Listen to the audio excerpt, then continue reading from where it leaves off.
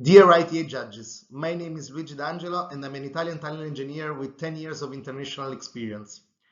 I work as project engineer at Italfer, the engineering company of the Italian State Railways Group, and I'm currently based in Naples, where I work on the Napoli-Bari high-speed railway project.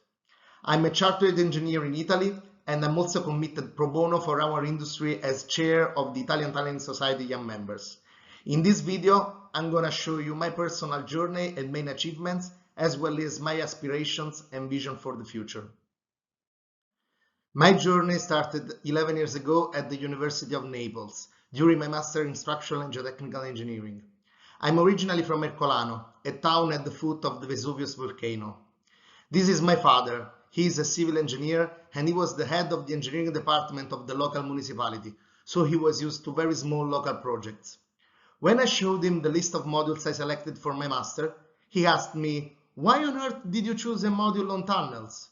When in your lifetime would you ever design a tunnel?" But I didn't care, and I was one of the very few students attending this newly established tunneling course in English with Professor Bilotta. 1 year later, I was in Arup, London, working as tunnel engineer in one of the best engineering companies on some first-class projects, so my choice was not that bad after all. However, this didn't happen by itself. Professor Bilotta asked me to write my master thesis on tunneling, and I accepted on the condition I could have an industry internship. I noticed there were some EU funds that could be used as scholarships, so we contacted companies, including Arup, and arranged contract agreements. I think this story is worth to be mentioned not only as the beginning of my career, but also as, after my first pilot experience, so many other Neapolitan undergraduates went for similar internships in tunneling companies all over Europe.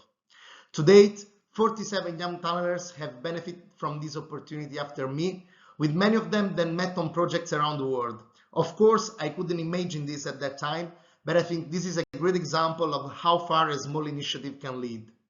During my internship at Arup, I wrote my master thesis on the Hong Kong Shutting to Central Metro project, including numerical analysis and comparison with monitoring data. The line opened to service in 2020, and I was emotional in April this year when, 10 years later, I went to China for the WTC as an Italian young member representative and had a ride in that piece of metro I worked on my first work day. At the end of the internship, I was permanently hired by Arup. As a first work experience, I couldn't have asked for anything better. As a young tunnel engineer there, I had the opportunity to improve my technical skills working on some world-class projects. For example, HS2, where I optimized the lining tender design for a contractor joint venture who eventually won the bid of the 2 lots, and Thames Tideway, the new mega sewer to clean up the River Thames, where I was independent checker for the detailed design. In 2016, I became a young member of both the Italian and the British tunneling societies. In 2017, I moved to Rome working at Italfer as project engineer, a technical coordination role on the whole railway multidisciplinary project, integrating tunneling with all the other disciplines, such as MEP, underground safety, archaeology, spoil management, and so on. This gave me an even broader overview on the whole tunneling industry as I started looking at the full picture. And I firmly believe an holistic approach is fundamental, as very often the proper management of all the other disciplines is essential for the success of the project. That is why I'm so happy with my current role as project engineer. In that period, I was appointed as design manager for the tender office bidding on projects in Southeast Asia. That was an experience that I appreciated a lot, but not easy at all. I had a back office in Rome supporting me on the technical aspects, but I was the only one directly interfacing with the clients, who were often represented by much more senior engineers from different countries and backgrounds. So with this role, I had the opportunity to develop my leadership and negotiation skills, as well as the ability to interface with different cultures. In 2020, I was appointed project engineer of 2 sections on the Napoli-Bari high-speed railway project, hence being responsible for all the engineering on behalf of the client throughout all the phases, from the design to the construction. It includes the 10-kilometer twin-bore Orsara tunnel and the 27-kilometer twin-bore Irpinia tunnel, the longest one in Italy, which together make one of the largest underground projects in the country, with 6 TBMs and more than 80 kilometers of tunneling works with presence of gas. Such an important project that one day I was reading the newspaper online and with my surprise, I found myself on the picture without even expecting it.